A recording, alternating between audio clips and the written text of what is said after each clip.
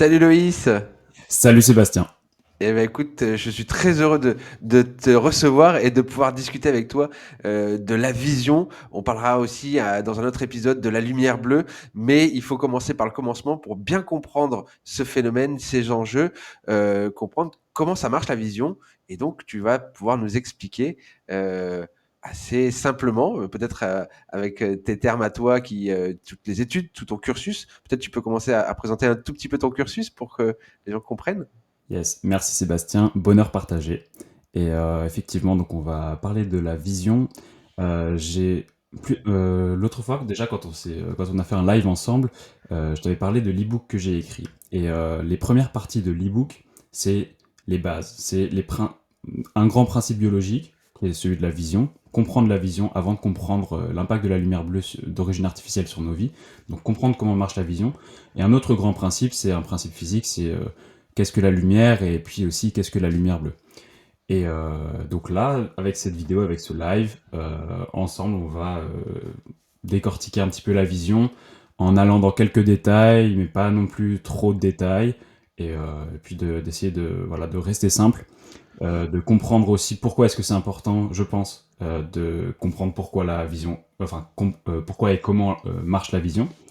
Parce que c'est quelque chose de fascinant quand même. Enfin, je veux dire, comment chacune de nos cellules s'accorde pour cet objectif-là. Bon, enfin, nos cellules s'accordent pour plein d'autres choses que la vision, mais la vision, c'est vraiment un truc. L'œil est notre porte d'entrée vers le monde, et c'est une chance déjà qu'on a de pouvoir voir, et comprendre ça nous permet aussi de mieux appréhender notre observation du monde et du coup ce qu'on fait aussi dans la vie, je pense. C'est ça, la connaissance permet une meilleure expérience. Et là, l'idée, et ce que j'aime beaucoup dans ce que tu présentes et ce que tu proposes, c'est que comme moi, tu vois les principes naturels, de les comprendre et de pouvoir les exploiter de la meilleure façon. Mais on a besoin d'un peu de connaissances pour justement comprendre toutes ces petites choses-là. Et donc, qu'est-ce qui... explique-nous, vas-y, par quoi tu veux commencer alors finalement. Alors, donc là, Je crois qu'on voulait savoir comment sommes-nous capables de voir. C'est ça en fait. Qu'est-ce qui fait que, qu'est-ce qui fait qu'on scientifiquement voit parlant, c'est quoi ce phénomène? Qu'est-ce qui fait qu'on voit Donc, ce qui fait qu'on voit, c'est qu'on a tout un système qui est mis en place grâce à l'œil qui va jusqu'au cerveau, ce qui fait qu'on voit ce qu'on voit. S'il y a un seul message à retenir de toute cette vidéo, c'est que l'œil, c'est un prolongement du cerveau. L'œil, c'est déjà le début du cerveau, en particulier la rétine, pour être plus précis. Donc, à partir du moment où on comprend ça, c'est déjà bon. Et ensuite, on peut aller plus dans les détails. Mais comprendre que l'œil, c'est déjà le début du cerveau, ça nous fait déjà comprendre en fait que toute notre interaction avec le monde, notre interaction visuelle avec le monde, euh, en fait, c'est pas que un sens, c'est pas que un sens comme voilà le toucher ou quoi. C'est aussi déjà du système nerveux et donc l'humeur, bah bon, l'anxiété, le hormonal, tout est aussi régulé par notre perception de la lumière et notre perception aussi des formes et puis des couleurs. Donc là, on va parler de la vision, les formes, les couleurs. Qu'est-ce qui fait qu'on voit? Donc, comme je vous ai dit, c'est un système qui est mis en place, le système visuel. Ça commence par de l'anatomie. Donc, alors oui, tu m'as dit de parler de mon cursus. Bah déjà, bon, je suis pas ophtalmologue, mais euh, quand j'étais, du coup, quand je prépare, en fait, quand on est en sixième année de médecine, on prépare le concours de sixième année, et du coup, il faut faire toutes les matières. Et moi, j'aimais bien l'ophtalmo quand même. C'est parce qu'en fait, c'est quelque chose de très concret et très anatomique. En fait, ce que disaient, par exemple, les personnes qui faisaient les conférences en ophtalmologie, donc des internes en ophtalmo, et ils disaient, mais l'ophtalmo, c'est simple. Euh, bon, moi, je trouve, enfin, c'est pas simple, hein, mais eux, ils disaient comme ça. Ils disaient, bon, l'ophtalmo, c'est simple. Le raisonnement, il est anatomique.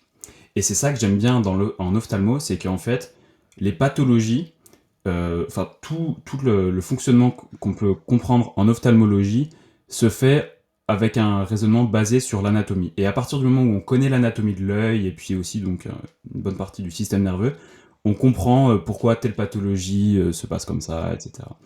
Donc on va commencer quand même par l'anatomie et en fait parce que le chemin de la perception de la lumière et puis de la perception, enfin de la vision, se fait anatomiquement. Donc, est-ce que je peux partager mon écran? Oh, si tu essayes, vas-y, on va voir si ça Alors, fonctionne. Alors moi de façon, moi j'ai pas les connaissances. Vas-y, je ouais, vais expliquer un c'est bon. petit peu ce que moi j'ai comme idée puisque je viens en tant que, je viens t'écouter, en tant qu'orateur sur ce sujet-là. Moi la vision, l'œil, tu sais, c'est on a l'œil, on a la pupille, on a ce schéma toujours, de triangle au fond qui vient se réfléchir sur la rétine et puis on sait que l'image est inversée et finalement le cerveau remet l'image à l'endroit. Moi voilà Oui, un petit peu le peu de connaissances que j'ai par rapport à l'anatomie de l'œil. ouais, On parle d'autres petites choses, mais voilà. super. Est-ce que là, tu arrives à voir mon écran? Non, je vois pas du tout ton écran. Alors je pense que ça doit être ça doit être, on doit pouvoir le faire d'une façon, d'une autre façon. Ah si, fais voir. Ah tiens, regarde. Là, je vois ton écran et je suis Ok. capable de le mettre à l'image. Donc vas-y, dis-moi si tu... Attends, si c'est ça, voilà. Ok, super.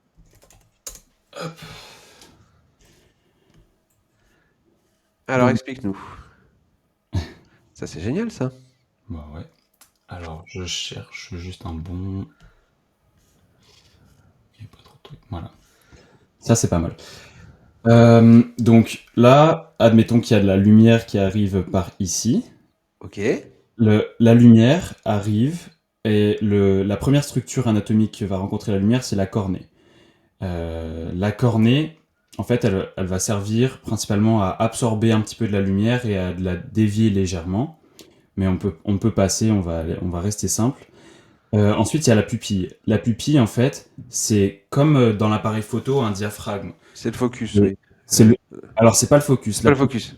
La pupille, c'est un trou en fait. La pupille, c'est comme une fenêtre qui nous permet de dire, ok, moi je veux voir telle quantité de lumière ou je veux voir justement pas beaucoup de lumière. Par exemple, la nuit, la pupille elle se dilate normalement si elle marche bien pour qu'on justement on puisse faire rentrer plus de lumière et donc pour qu'on puisse voir mieux.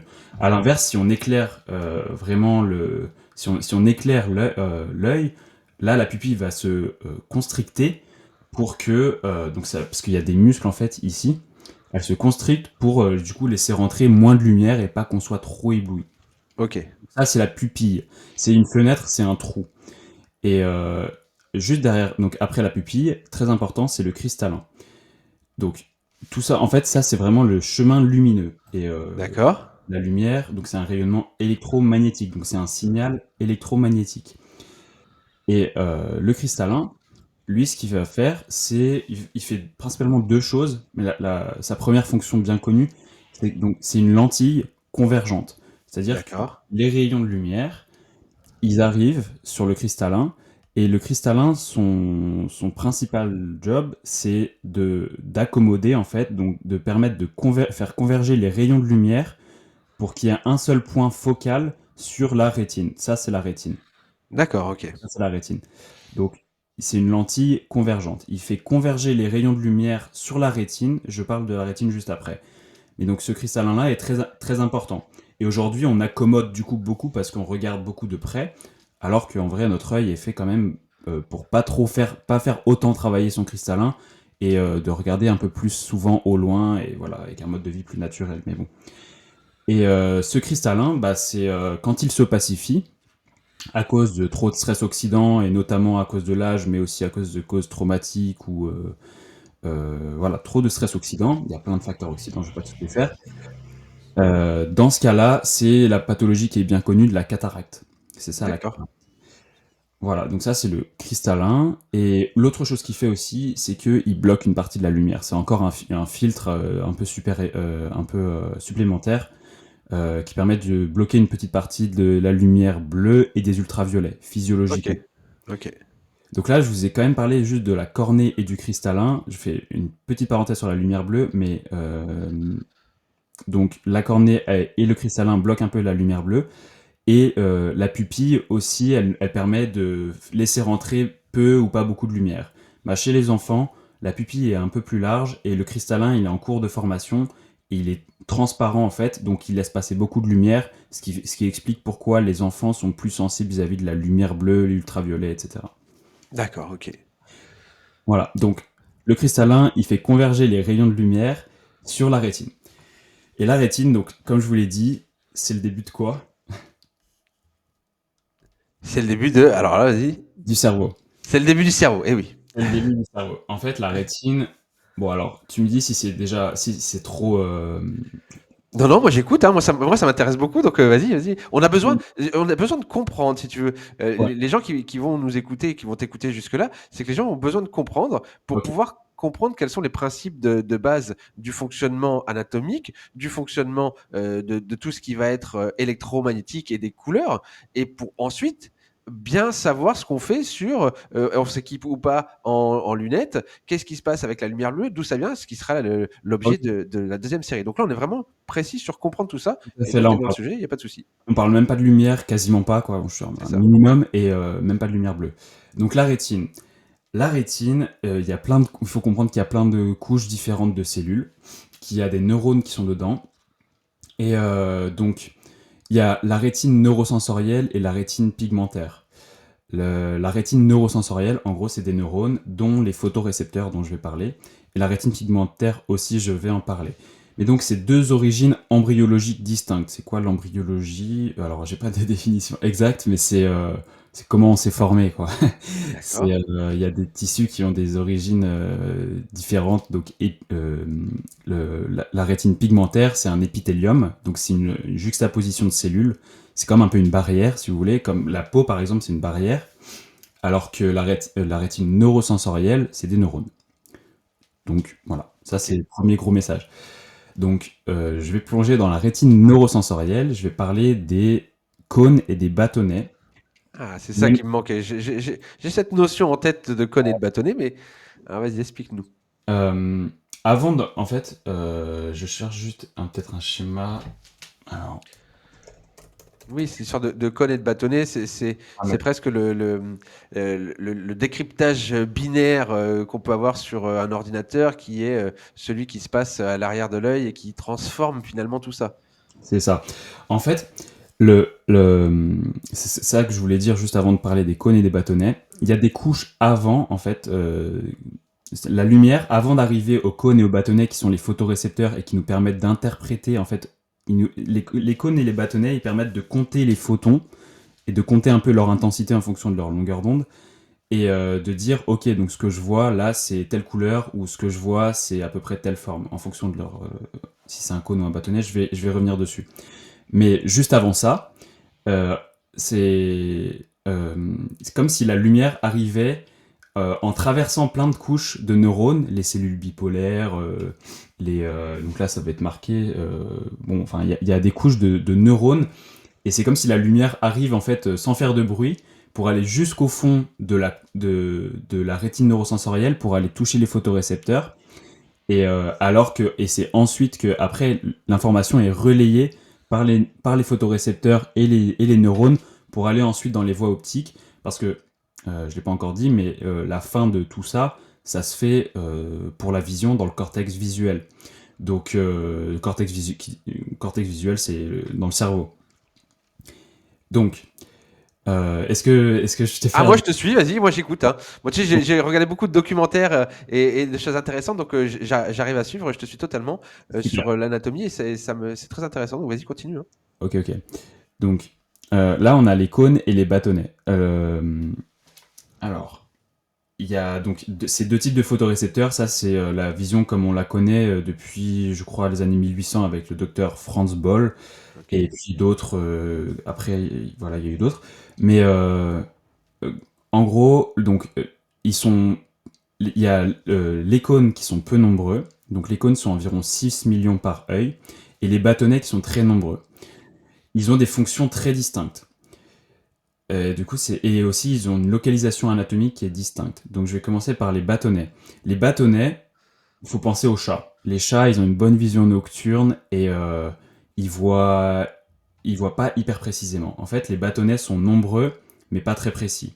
Les bâtonnets sont très sensibles à la lumière, donc ça nous permet de voir un petit peu quand c'est très obscur, mais ça nous permet pas de voir précisément. Donc, les bâtonnets, en fait, ils sont anatomie. Les bâtonnets, 120 millions par œil, ils sont principalement dans la rétine périphérique. C'est-à-dire qu'ils tapissent en fait la rétine comme ça, tac, Ok. tac, tac, tac, tac, tac, tac, tac, tac, tac, tac, tac, tac. Voilà. Ils tapissent à peu près toute la rétine, sauf la macula. La macula, je vais en reparler. Ok. Et donc, ces bâtonnets, ben, ils nous servent donc à voir dans l'obscurité et à percevoir les formes. C'est ce qu'ils permettent de faire. Les bâtonnets sont donc très nombreux. Maintenant, les cônes, là, c'est ce qui nous permet de voir pendant la journée et c'est ce D'accord. qui nous permet de voir précisément. C'est les cônes.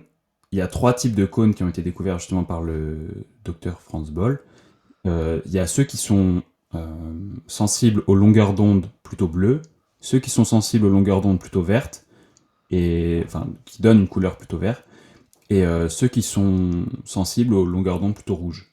Et ça, bon, je rentre dans les détails, mais comme ça, il y a des Ah oui, c'est personnes. les couleurs primaires, c'est ça? Et du coup, en découle la vision de toutes les couleurs. Alors, je crois que c'est pas les couleurs primaires, parce que couleur primaire, je crois que c'est bleu, jaune, rouge, mais Il n'y a pas le vert, oui, c'est vrai. Parce que c'est mais ça bleu, ressemble à jaune, ça. fond vert, oui, oui. En fait, bleu, vert, rouge, c'est donc j'allais dire, désolé, je rentre un petit peu dans les détails, mais comme ça, il y a des personnes qui sont avancées et qui peuvent se dire ah ok, c'est pour ça. Bleu, vert, rouge, en fait, c'est la présence de ces 3 cônes, de ces 3 types de cônes là. C'est à l'origine de la théorie de trichromie de Young-Helmholtz. Vous pouvez taper sur Google. Et cette théorie-là, donc, c'est ce qu'on peut voir aussi un petit peu en terminale S et tout. C'est juste, ça explique que quand ces cônes bleus et les cônes verts et les cônes rouges, enfin, qui sont sensibles au bleu, au vert, au rouge, sont stimulés à intensité égale, c'est ce qui fait qu'on voit une lumière blanche. Voilà. Ça, c'est la théorie de trichromie. Et donc, je reviens sur les cônes. Les cônes, j'aimerais vous les montrer. Les cônes, ils sont situés dans la macula. Ok. Les cônes, ils sont peu nombreux. Voilà, là on voit bien. Les cônes, ils sont situés dans la macula. La macula, c'est vraiment la zone où on va voir précisément. Macula, ça peut nous faire penser à DMLA, dégénérescence maculaire liée à l'âge. D'accord. Ça, je vais en reparler. Mais du coup, c'est de là que ça vient en fait. La dégénérescence maculaire liée à l'âge, c'est quand la macula, elle vieillit et que ça marche plus. Parce que les cônes dégénèrent et l'épithélium pigmentaire rétinien aussi. Le centre de la macula, ça s'appelle la fovea. C'est d'ailleurs comme ça que j'avais appelé ma marque au début. D'accord. Et donc, dans la fovea, bon, il y a même le centre de la fovea qui s'appelle la foveola. C'est une dépression vraiment centrale, toute petite de 0,5 mm. Et pourtant, c'est vraiment ça qui nous permet de voir précisément et de voir les couleurs. D'accord. Donc, très important de comprendre que les cônes sont peu nombreux, très précis et fragiles aussi. Ils sont fragiles. C'est pour ça, tu sais, la question qu'on s'était posée, enfin, qu'on se disait qu'on allait se poser, c'est pourquoi est-ce que c'est important ce dont on parle? Bah, l'un des grands axes, c'est que les cônes sont peu nombreux, très fragiles. Par exemple, dans le décollement de la rétine, donc ça, c'est, euh, c'est quelque chose qui peut parler aux gens. Les cônes dégénèrent instantanément, et c'est ce qui explique la baisse d'acuité visuelle hyper rapide dans le décollement de la rétine. Donc, voilà, cône, bâtonnet. Cône Ok, bâtonné. Super. ok. Euh, Ensuite, donc là, on est dans la rétine neurosensorielle. Ces cônes et ces bâtonnets, qu'est-ce qu'ils font? Ils comptent comme je vous l'ai dit, ils comptent les photons. Ils se disent, ok, euh, pour les cônes, ok, donc là, je vois plutôt du bleu, là, je vois plutôt du vert. Et puis, ils font vraiment toute une somme. C'est un truc qui est cyclique, c'est-à-dire qu'en fait, ils ont des disques, et ces disques-là contiennent des photopigments, la rhodopsine pour les bâtonnets et la iodopsine pour les cônes. Et ces disques, ils sont blanchis par la lumière. Et ensuite, leur seconde fonction, c'est pas que de compter, ils font pas que compter les photons, ils se transmettent au cerveau. Donc ça, c'est vraiment la phototransduction. Ils ils transmettent l'information au cerveau, ils disent au cortex visuel, bon bah j'ai vu X nombre de X photons avec telle intensité, donc maintenant faut faire du vert. Et du coup bah on voit du vert. Ou alors, et puis on voit telle forme et tout. Et donc voilà ce qu'ils font. Et maintenant, euh, comment est-ce qu'ils, j'aimerais dire plutôt, comment est-ce qu'ils peuvent faire ça? C'est aussi parce que il y a une deuxième partie de la rétine qui est la rétine pigmentaire. Et cette partie-là, donc c'est l'épithélium pigmentaire rétinien. Donc comme je vous l'ai dit, un épithélium. Épithélium, c'est une barrière. Une barrière, c'est une juxtaposition de cellules. Je vais essayer. Donc là, en fait, on le voit ici. Vous voyez là, épithélium pigmentaire. Ok. Ok. J'aimerais juste.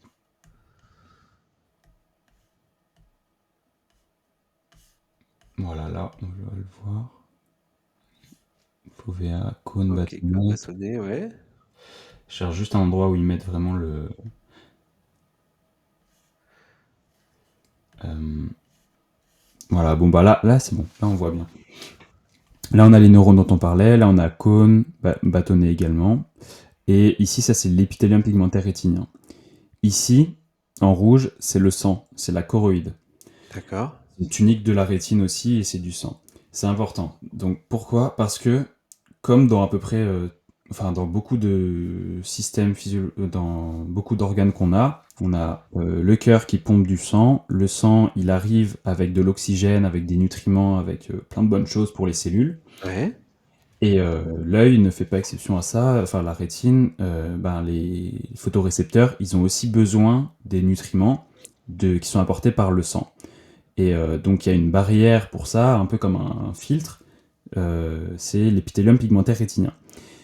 La bonne façon de comprendre l'épithélium pigmentaire rétinien, même si je connais pas tout, ok, mais il y a, voilà, sur l'épithélium pigmentaire rétinien, c'est comme le meilleur copain des photorécepteurs en fait, parce que il leur permet de vivre, il leur permet de fonctionner. Par exemple, je vous parlais des disques qui sont renouvelés périodiquement Ouais. pour les cônes et les bâtonnets pour qu'on puisse voir ce cycle visuel. Et ben ça, c'est fait grâce à l'épithélium pigmentaire rétinien. Sans épithélium pigmentaire rétinien, les photorécepteurs, ils marchent pas en fait. Donc, l'épithélium pigmentaire rétinien, il va permettre d'apporter en fait les nutriments. Il prend les nutriments dans le sang et il les donne aux photorécepteurs, mais aussi une fois que les photorécepteurs ils ont fait leur travail et qu'ils ont des déchets à, à expédier, j'ai envie de dire, eh bien l'épithélium pigmentaire rétinien, il les prend et il les expédie ensuite dans le sang. Vous voyez, Ok. c'est un cercle.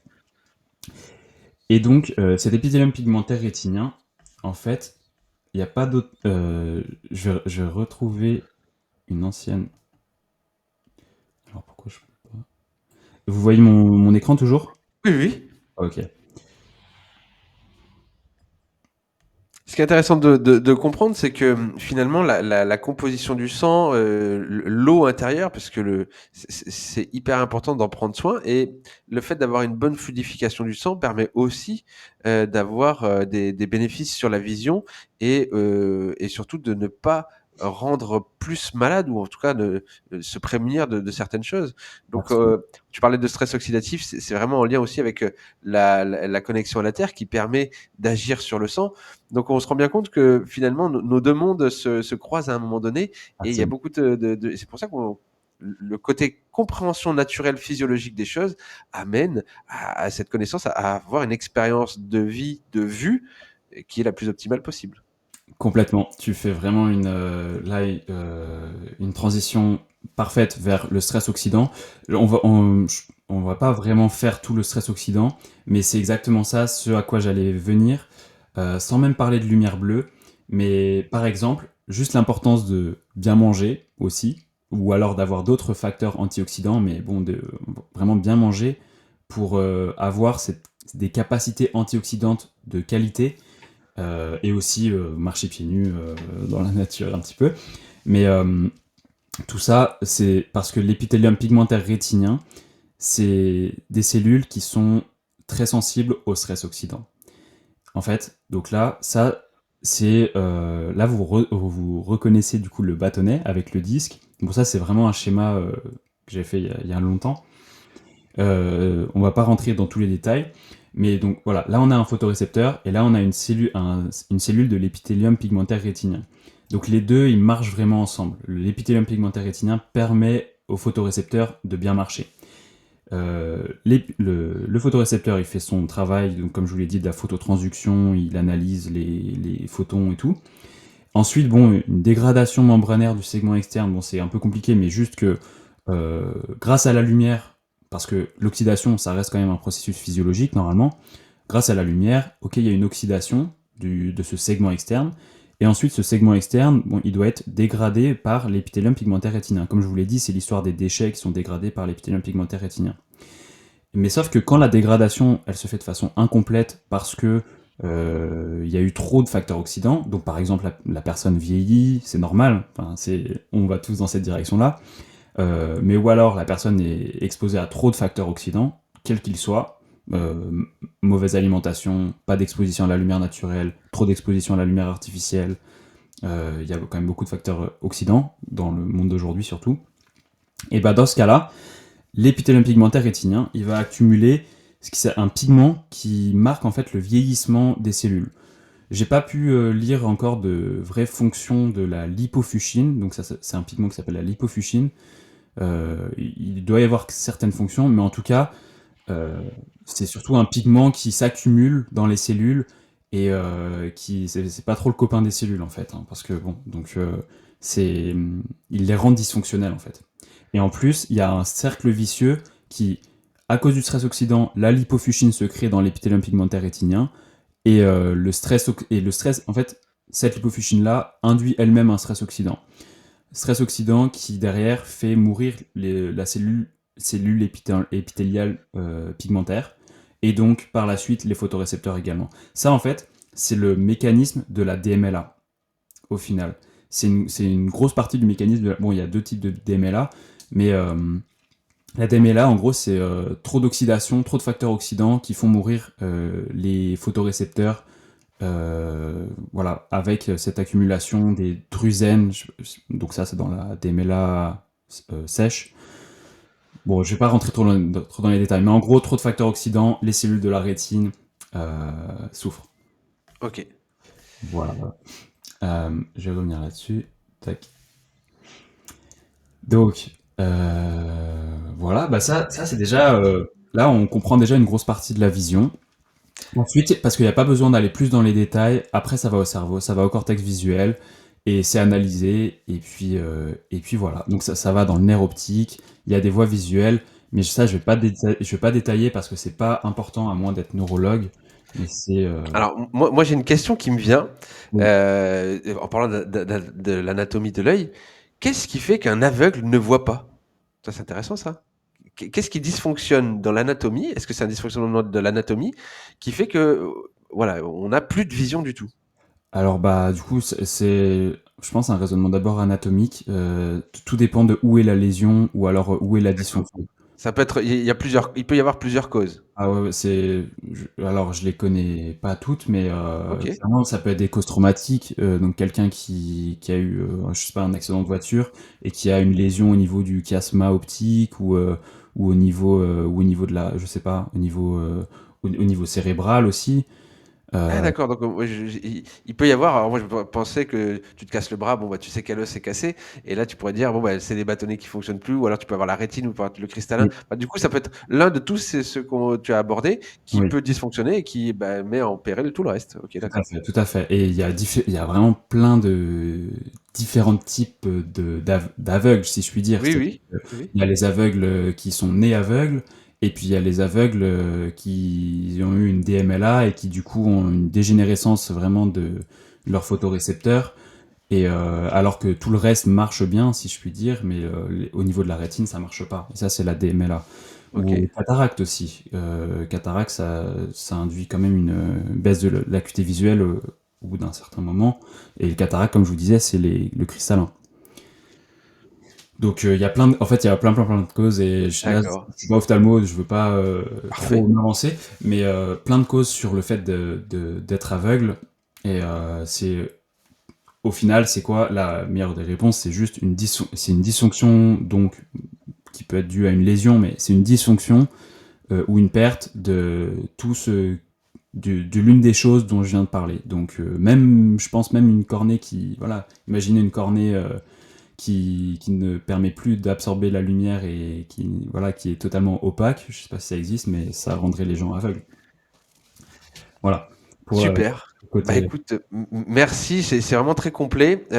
S'il y a des questions en commentaire, sous la vidéo, n'hésitez pas, tu pourras y répondre et Mm. puis on va se retrouver dans une prochaine vidéo pour parler justement de la lumière bleue, de la lumière, pour comprendre quel est le phénomène qui se passe et qu'est-ce qui nous perturbe. Ouais, donc dans une prochaine vidéo, ça sera principe physique sur qu'est-ce que la lumière. Donc bon, c'est une onde, donc définition d'une onde, définition d'une longueur d'onde. Faudra que je révise un petit peu. Définition d'une onde, d'une longueur d'onde. Et puis, donc voilà, vraiment définition de ça. Et ensuite, comment se passe la perception de la lumière. Parce que là, on a parlé de la vision.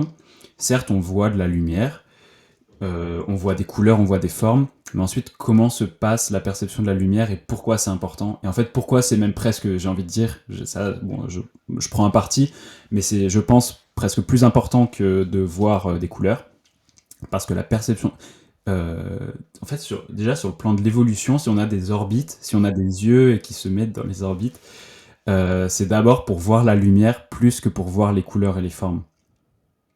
Je vais le redire, c'est pour voir plus la lumière, donc juste un signal lumineux, plutôt que de se dire ok c'est bleu, c'est vert, c'est carré, c'est orange, c'est voilà.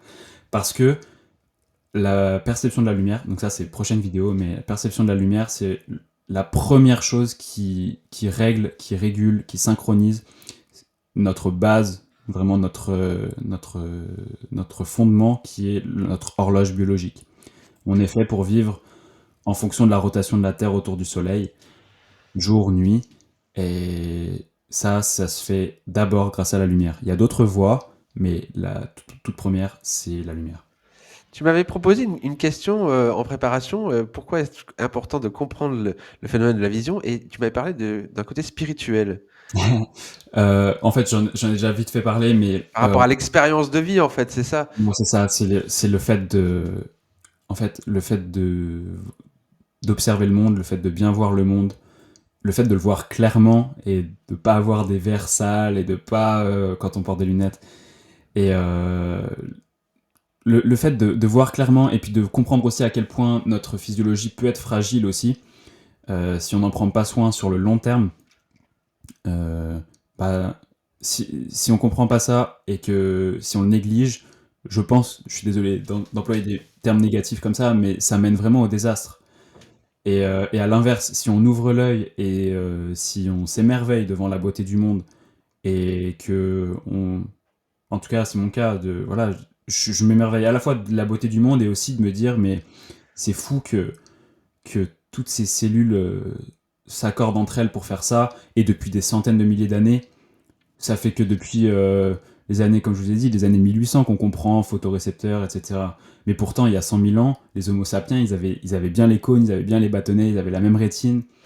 Et, euh, et du coup, négliger ça, c'est négliger une partie de notre nature. Ou oublier ça, c'est oublier une partie de notre histoire et de notre nature.